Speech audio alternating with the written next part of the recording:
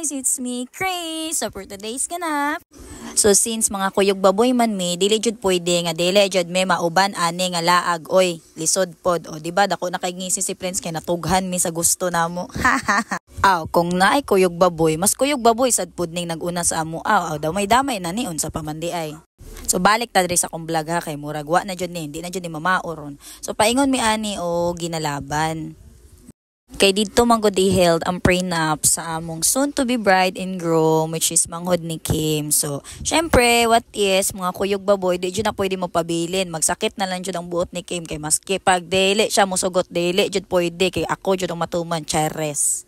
So as you can see, wala mi ani nagsakyanan or nagmotor. Kay ngon si Kim, luoy daw kuno kaayo ang sakyanan kun dalon diri kay grabe gi kaayo ka pangason. So mao to nagbadya mi nagpakyaw mi og badya sa bana sa akong ig-aga which is 1.5 ang amo ang pakyaw aning badya kay 150 daw kuno ang pasaka, 150 pod ang patugbong. So since gikan man mi og balingasag 30 man ang pliti gikag balingasag paingog salay.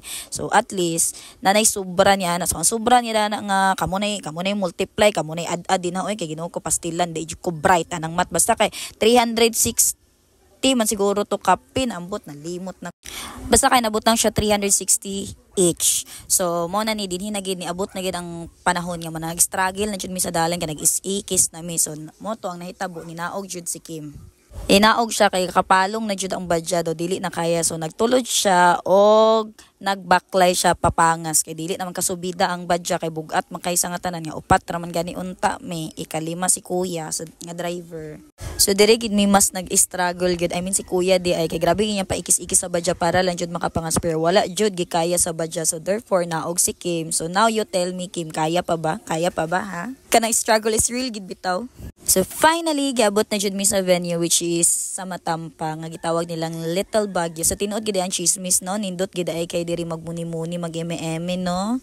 So tag 60 pesos day ang entrance nila dinhi. Naa sila yung mga paabangan ako nga bench and tables pero wala mi nag-avail since gahulat mi sa ilahan ni Radin o Gilian ni Hana sa mga kauban. So while gahulat-ulat mi sa ila, syempre galangay-langay mag-entrance kaya aron maka-video pug aron na pag content di ba?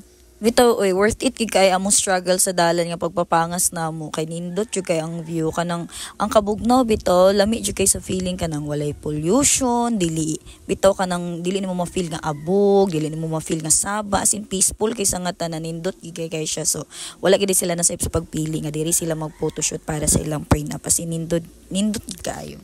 While gahulat-ulat mi ani sa ilagi, grab na lang po na mong opportunity nga maka-video mi, maka-picture, maka-suroy-suroy.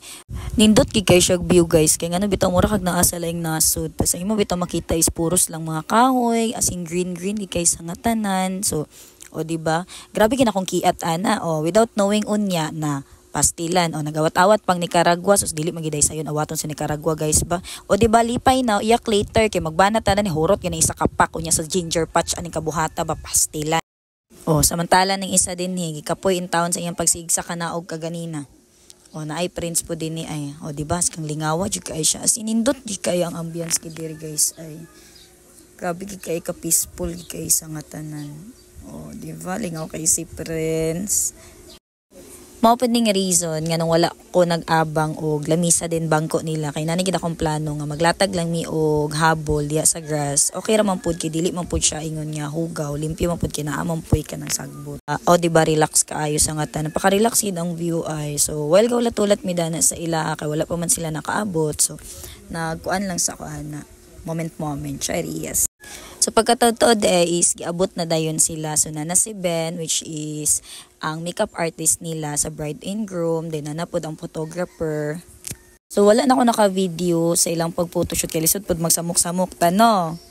So ani nga time is nang lakaw na sila bride and groom then ang ilang mga staff. So mao na ni ang time mapaka-video na mi kay lain sad kaayo no nga while ga video sila din ga kuan ang ilang photographer magsamok-samok mi dili ra jud sayon mag-edit sa video din magkuha sa mga pictures nga nindot og angle nga nay magsamok-samok di ba?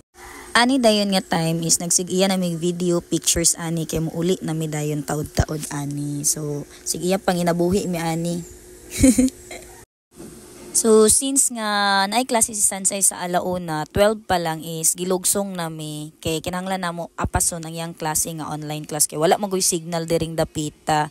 Pero dili ko sure kung maapas ba ba namo. Pero kusog man na nga mong pagdagan paubos, palugsong kay dili naman kay siya struggle kay wala na may tungason, paluros naman tanan. So, pinapilit na lang gid ang break gid aning dapita.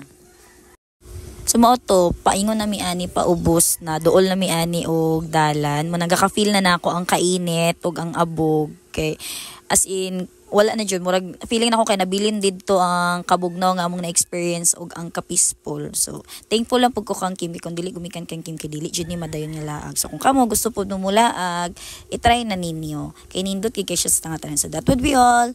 Bye.